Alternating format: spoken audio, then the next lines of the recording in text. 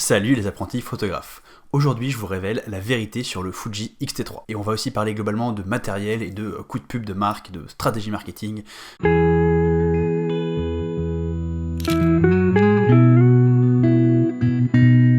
J'ai décidé de faire cette vidéo parce que j'ai reçu un mail il y a quelques semaines d'un élève qui me disait « Ok, bah, j'ai vu dans une de tes vidéos que tu avais changé, tu t'es acheté un X-T3 alors qu'avant tu avais des X-T2, est-ce que tu peux me donner ton ressenti? Qu'est-ce que ça a changé? Est-ce que l'autofocus est mieux? Est-ce que l'image est mieux? Vas-y, donne-moi un peu plus d'infos, j'ai hâte d'avoir ton retour. » En fait, moi j'avais déjà deux boîtiers Fuji X-T2 et j'ai acheté un X-T3, c'est parce que je trouve que mes X-T2 commencent un petit peu à vieillir et que je préfère revendre un X-T2 pour avoir un X-T3 qui est neuf et ainsi faire un roulement. Mais j'ai pas du tout acheté ce X-T3 parce que le X-T2 ne me convenait plus. C'est vraiment parce que ce sont des outils professionnels et que je veux garder des appareils photo toujours relativement récents. Pas parce que mes appareils photo d'avant sont dépassés, mais tout simplement parce qu'ils sont vieux et que je veux pas qu'ils me lâchent entre les mains en plein shoot. Ça m'est jamais arrivé, mais on sait jamais. Du coup, j'ai pas acheté le X-T3 pour des performances super nouvelles, super différentes. J'ai acheté le X-T3 parce que c'était le remplacement logique de mon X-T2. J'avais fait un petit comparatif sur la chaîne quand j'hésitais entre le X-T3 et le X-T4, mais toujours est-il que je m'attendais pas à une révolution. Du coup, quand j'ai reçu le mail de mon élève qui me demandait un petit peu ce que je pensais du X-T3 par rapport à X-T2, j'ai réfléchi, ok, qu'est-ce que ça m'a apporté? Qu'est-ce que ça a changé d'avoir un X-T3 par rapport à un X-T2? Et en fait, la réponse courte et honnête, c'est que ça a changé absolument rien, mais vraiment rien, que de pot de balle, que dalle, rien. J'ai dit à cette fois là? En tout cas, bon bref, ça n'a rien changé du tout. C'est simple, que ce soit dans ma pratique ou dans les résultats, je ne ressens aucune différence. Alors bien sûr, si on regarde la communication officielle de la marque, ou si on regarde les tests faits sur des bancs de tests très précis, on voit que ton autofocus, il est plus rapide. Mais moi je suis un humain, si une machine me dit que l'autofocus il est passé de, je sais pas, je dis les chiffres au hasard, hein, de 2 centièmes de seconde à 1 centième de seconde, est-ce que franchement, moi, humain, je vais voir la différence? Est-ce que je vais me dire « Ah mais oui, mais c'est 2 fois plus rapide, c'est beaucoup mieux ». Non, en pratique, je vois pas la différence. Avec mon X-T2, mes photos étaient nettes, avec mon X-T3, mes photos sont toujours nettes. Le fait d'avoir un autofocus qui est vraiment un tout petit minuscule truc fois plus rapide, c'est rien. Sur un brief marketing, on marque « Waouh, le X-T3 a un autofocus 2 fois plus rapide que le X-T2 ». Mais en fait, 2 fois plus rapide à ce niveau-là, c'est des gains qui sont vraiment marginaux. Je vais pas dire que c'est ridicule, mais je vais dire que c'est vraiment tout petit, et dans la plupart des situations, ça va absolument rien changer. Une des situations dans laquelle ça va faire une petite différence, ça va peut-être être si on est en rafale et en mode follow focus, c'est-à-dire que vous avez un sujet qui bouge, vous êtes en rafale avec un suivi de l'autofocus sur le sujet, et vous essayez de faire une rafale de, je sais pas, une dizaine de photos du sujet, et vous essayez d'en avoir le plus net possible. Peut-être qu'avant, sur 12 photos, vous en aviez 8 qui étaient nettes, et maintenant, sur 12 photos, vous en avez 9 qui sont nettes. Donc ça fait vraiment une différence qui est extrêmement marginale. Donc pour résumer, on parle de gains qui sont extrêmement marginaux sur des situations qui sont elles aussi marginales, parce que la plupart du temps, je suis pas en rafale, je suis pas en follow focus. Donc en fait, ouais, vraiment, en pratique, passer au Fuji X-T3 par rapport à X-T2 n'a absolument rien changé. Pour résumer en une phrase, il n'y a rien que je peux faire aujourd'hui avec mon X-T3 que je pouvais pas faire avant avec le X-T2. Tout simplement. Et la question c'est pourquoi? En fait, moi je pense tout simplement que aujourd'hui, il n'y a plus de mauvais appareils photo. On est arrivé à un genre de plateau technologique, c'est-à-dire qu'on a beaucoup développé les capteurs, on a beaucoup développé les autofocus, on a beaucoup développé toutes ces petites choses qui sont vachement importantes dans un appareil photo, mais on est arrivé à un point où en gros, comme je disais tout à l'heure sur l'autofocus, un être humain lambda va plus vraiment voir la différence entre un autofocus X et un autofocus Y qui est censé être un petit peu plus rapide. On va plus voir la différence, c'est-à-dire qu'on arrive à un plateau technologique, et du coup les choses que les constructeurs vont ajouter dans les nouveaux appareils photo, ça va être des trucs qui vont être plutôt un petit peu gadget. Pour Fujifilm par exemple, ça va être une nouvelle simulation de film. Pour d'autres, ça va être, on va ajouter le focus stacking, on va ajouter une nouvelle prise en charge de codec vidéo. On va vraiment ajouter des petits trucs qui sont extrêmement spécifiques et qui pour Monsieur Tout le Monde ne changent vraiment rien du tout. Donc en fait, moi ce que je ressens, c'est que même s'il y a eu des petites améliorations théoriques sur le X-T3 par rapport à X-T2, le X-T3 c'est un X-T2 plus neuf avec un petit peu de vernis marketing dessus quoi.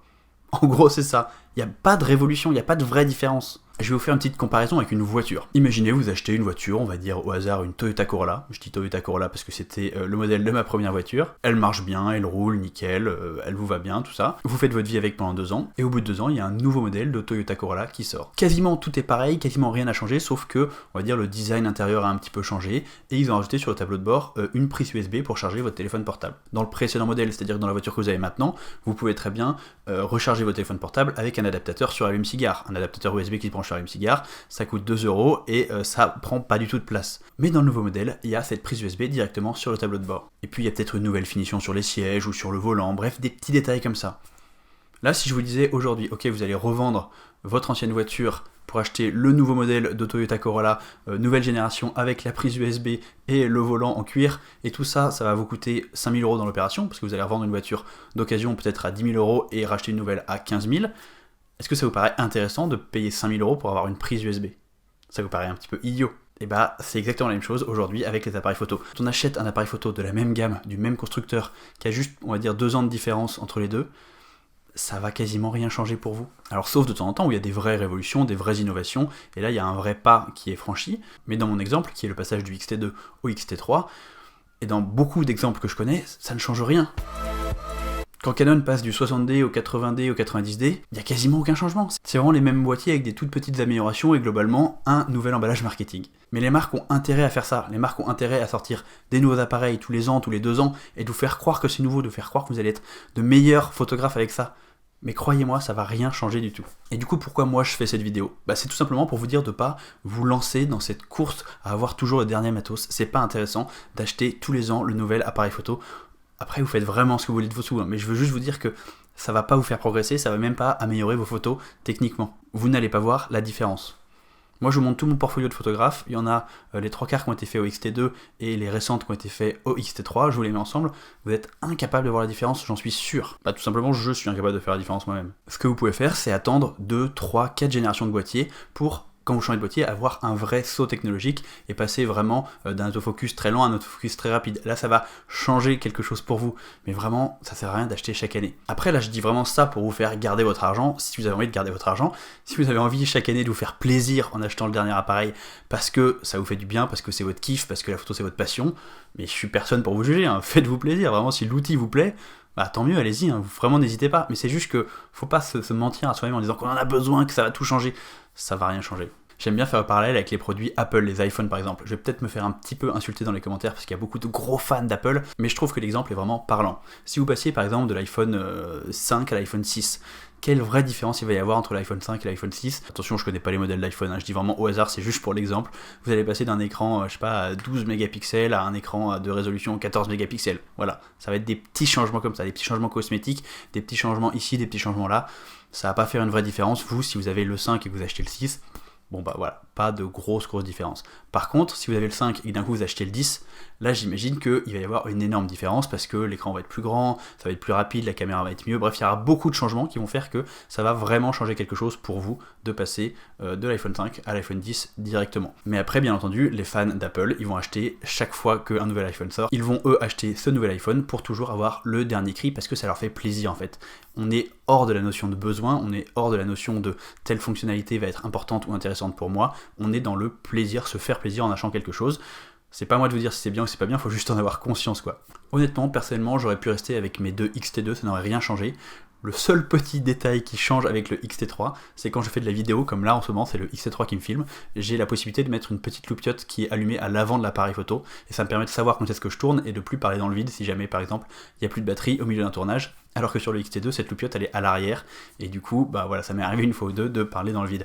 C'est un petit détail qui en vrai a une importance pour moi, en tout cas qui me facilite pas mal la vie, mais vous voyez c'est tellement spécifique et pour monsieur tout le monde ça va pas forcément vous servir si vous ne faites pas de vidéo en face cam. Je ne dis pas non plus que tous les appareils photo sont similaires, attention. Entre un Mamiya 6.7, donc un moyen format argentique, un réflexe plein format comme le Canon 5D Mark IV par exemple, et un petit hybride de chez Fuji comme le X100V, là dans ces cas-là on est sur des boîtiers qui sont vraiment différents et pensés pour des usages différents.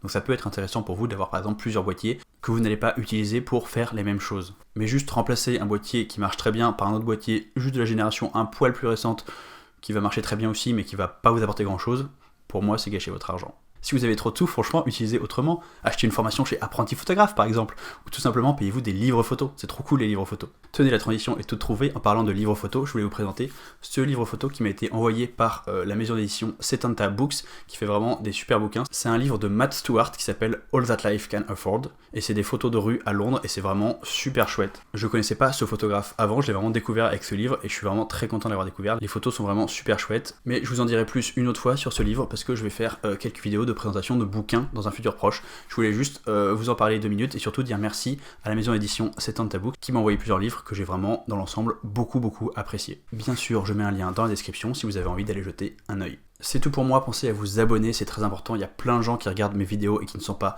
abonnés. Je partage aussi beaucoup sur Instagram autour de la photo, mais sous un angle complètement différent, puis ça me permet aussi de partager mon travail. Donc si vous êtes sur Instagram, allez me suivre, @paulnapo. Et si vous avez envie de progresser en photo, j'ai créé un guide qui s'appelle Devenez un meilleur photographe en 12 semaines, et un lien pour le télécharger en description. Et nous on se dit à la semaine prochaine pour une nouvelle vidéo. Salut!